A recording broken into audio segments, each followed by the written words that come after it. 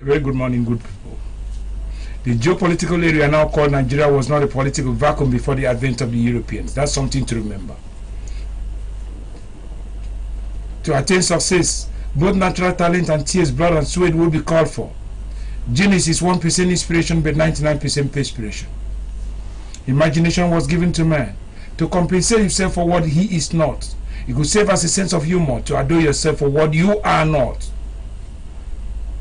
If any human doctrine conflicts with the eternal will of the Almighty God, it is my Christian duty to oppose such doctrine, to champion unpopular causes, and to buck the status quo.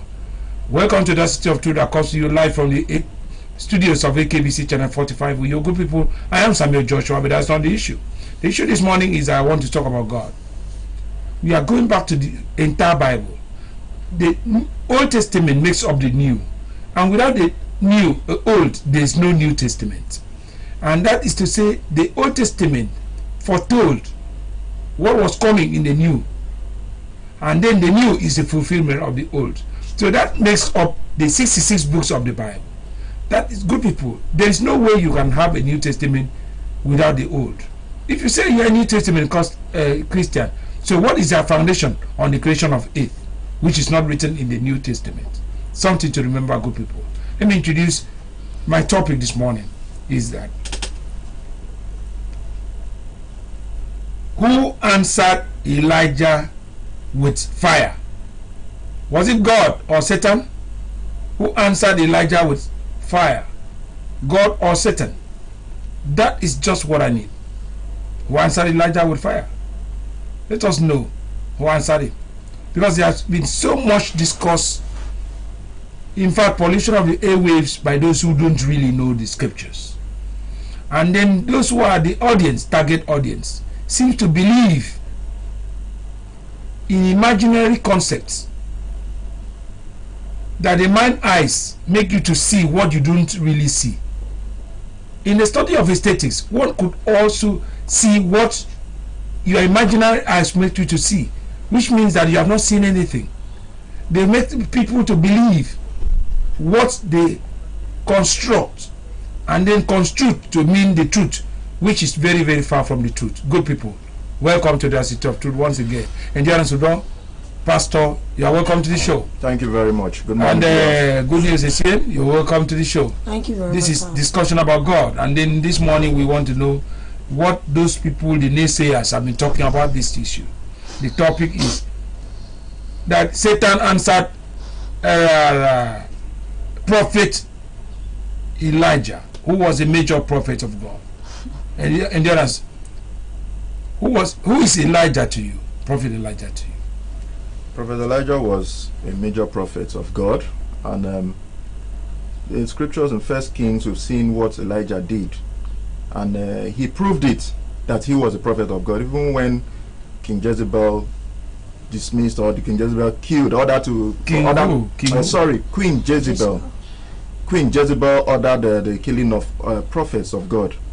Elijah was the one remaining, and he came out to tell the people that he was a prophet of God by bringing up a contest between the false prophets and he himself. Do you see him as a coward or a valiant or a victor? He's a victor. You mean it? Yes, the victor, because he made a point. He wanted to prove a point, and then he won. In the contest? He won the contest. So he's a victor. So in the contest of Elijah killing the 450 prophets of Baal in one day, before King Ahab watching the show. Yes. Do you think he was a valiant, or he was a victor? He was a victor because God was with him. God was in him. Let me use the word in him. Yeah. And it was God that commanded him to go. It was not Satan, actually. It was God that told him, go, King Elijah, go. I am with you. I will give this prophet into your hands, and you will conquer them. You mean it? But well, if they ask you to bring it up in the Bible, I don't know if you will be. Let's quickly go to the book of 1 Kings chapter 18. I would like to, I don't know if there is time, I would like to start from the beginning. No, not starting. Where God commanded Elijah, go, you're going to kill it. That is what I want to hear. Let's go to the book of First Kings chapter 18 verse 16. Verse 16. Let me start from verse 16. Verse 16. No, I want to hear where God commanded Elijah. You see, I'm an apostle. Goodness. Go ahead. Read verse 16. Let us hear it. Verse 16 says, so Obadiah went to King Ahab and told him, and Ahab set off to meet Elijah. When Ahab saw him, he said, so there you are, the worst troublemaker in Israel. That's verse 17. The worst troublemaker in Israel. Verse 18, Elijah replied him by saying, I am not the troublemaker. Elijah answered, you are. You and your father, you are disobeying the Lord's command and worshipping the idols of Baal. Now order all the people of Israel to meet me at Mount Carmel. Bring along the 450 prophets of Baal and the 400 prophets of the goddess Asherah, who are supported by Queen Jezebel. King Ahab really wanted him to know that his God can. You know where I want to read? I want to come. Can you help? Yes, I want to come in. Because there's something there I want to be. You see, when we make this audacity of truth, so when we make comments, it must be a statement of fact. Yes. Do you understand what I mean? Yes. Because I know that Elijah is a prophet of God. You see, a prophet of God will not need to listen to God before you do certain things. Yes. Because the Spirit of the Most High is upon you. Yes. So Elijah took that context not because God sent him, go. Yeah. When Elijah asked for fire, he did not take permission from God. Yes. But only what God knows about his prophet is that he must answer you. Yes. He must honor his word. Yes. God must honor his words. Whatever you say, God honors. Yes. So that's what people should understand. That's the point I want to. Now let's I wanted to quickly chip in something there. The reason why Elijah brought in that contest was because God had commanded his people, nation of Israel. Go to Deuteronomy chapter 5 from verse 7 through 9. He said that you shall have no other God before me. Yeah. You must not make anything other in heaven or earth. Nothing. No image. That was a standing. That was the commandment. And even in the Exodus 20, you see that. Yes. You know. So they went astray. Started worshiping Baal, and then they left God. And the king it started from the king. And then the wife. Prophet Elijah had to bring the people back to God. And that was why I brought that contest, to make them know that this way you are going is wrong. Now, let us start from one point to the other.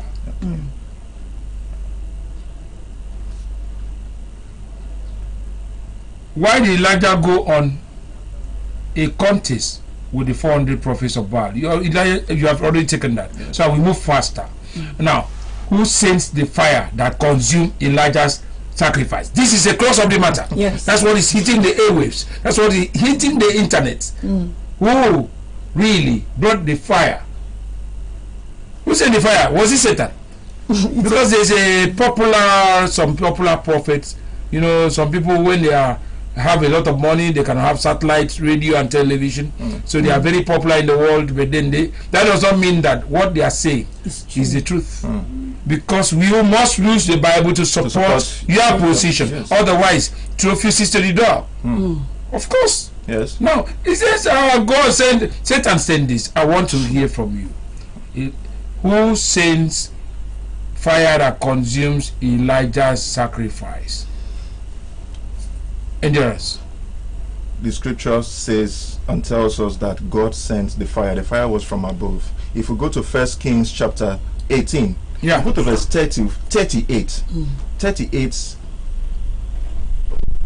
reads, then the fire of the Lord fell and burned up the sacrifice. No, read. Okay, you want to answer it. I don't want to answer it. No, read.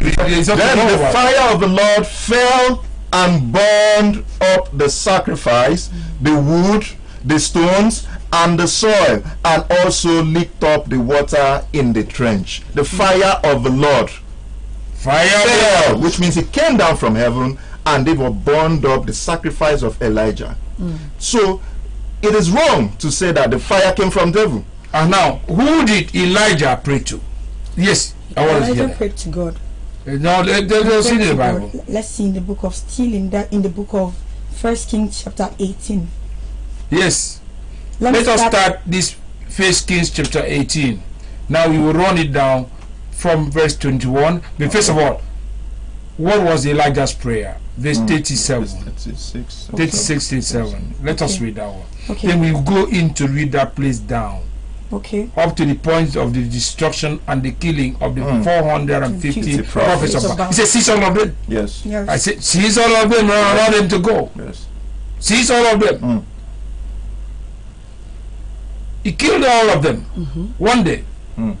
Did God sanction this? We will know about that. That's something to remember. They say God cannot kill. But the God I worship, I don't know the one you worship. Because mine may be different from endurance. Oh. It's the same. It's the same God I worship. Are you sure? Yes. When your God cannot kill. He does. He said he's a consuming fire Yes. in the book of Hebrews. Hebrews 12 verse 28. That's what Paul said in verse 29, that we should worship him in reverence and in awe. What is in fear? That he said our God, for our God is a consuming fire.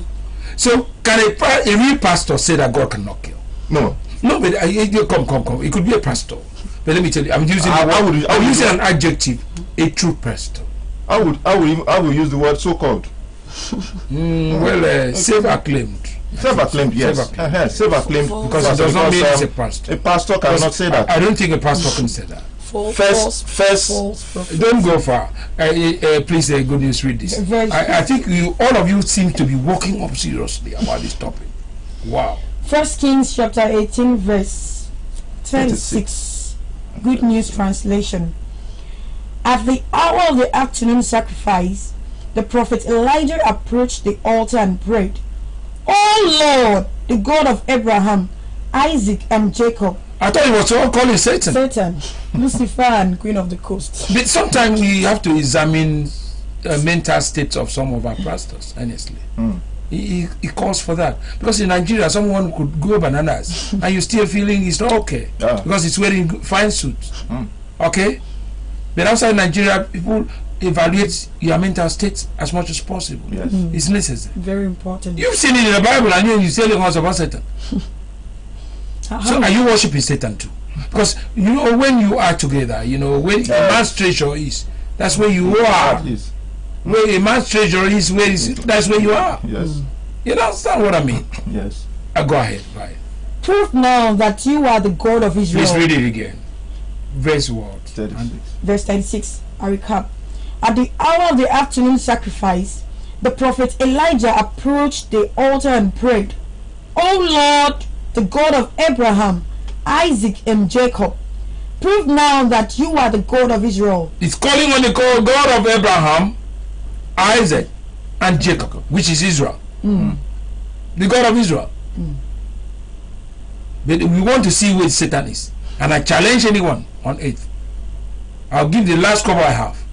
I challenge anyone to prove to us that Satan, Elijah worshipped Satan, and Satan have to answer the man of God. When has Satan answered the man of God? In the good.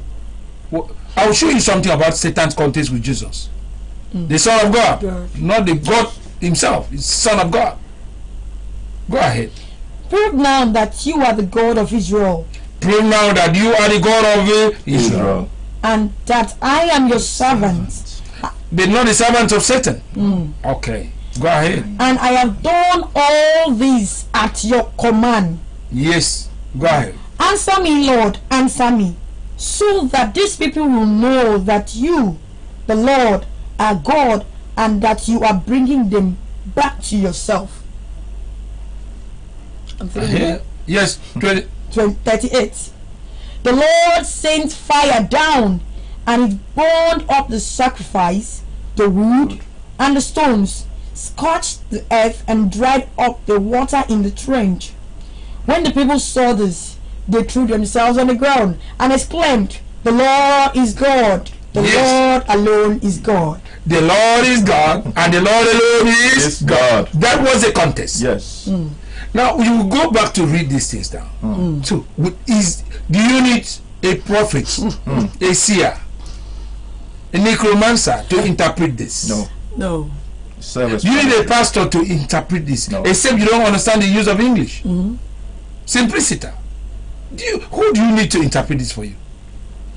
Because we refuse to look at the Bible yourself, because you have a problem that I will not know. If I read the Bible myself, I will not understand. That's why you allow anyone to come and tell you stories, and you believe it. And in fact, some of them are ready to fight for the deceit that they are imbibing. In fact, they are buying it.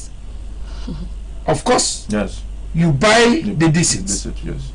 for turning on your data to be able to receive this